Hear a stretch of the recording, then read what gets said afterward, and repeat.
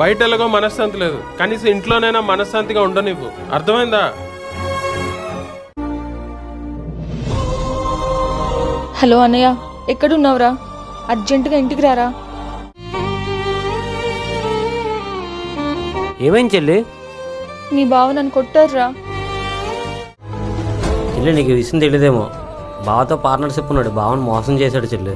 గురు, మన ఇద్దరి మధ్య ఇంకెలాంటి పార్ట్నర్షిప్ లేదు. నువ్వు మోసపోయావు, నేను నిన్ను మోసం చేయలేదు. ఆ బాధలో ఇంటికి వచ్చి ఉంటే ఇసుకించి ఉంటావు, అందుకే కొట్టాడేమో. కానీ బావ నువ్వే అర్థం చేసుకోవాలి చెల్లి, ఈ టైంలో నువ్వు బావకి సపోర్ట్గా ఉండాలి. సరే చెల్లి, జాగ్రత్త, నేను మళ్ళీ వస్తాను.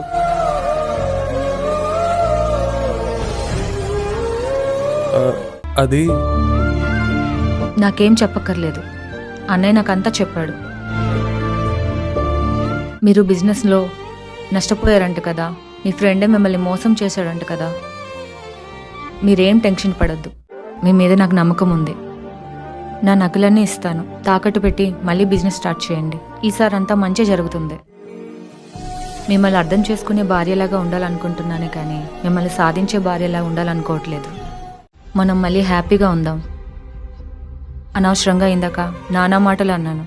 లేదు, నీ మీద చేసుకోకుండా ఉండాల్సింది. I'm very sorry. లేదు, నాదే తప్పు. I'm really sorry. Thanks Kanya for understanding. Love you.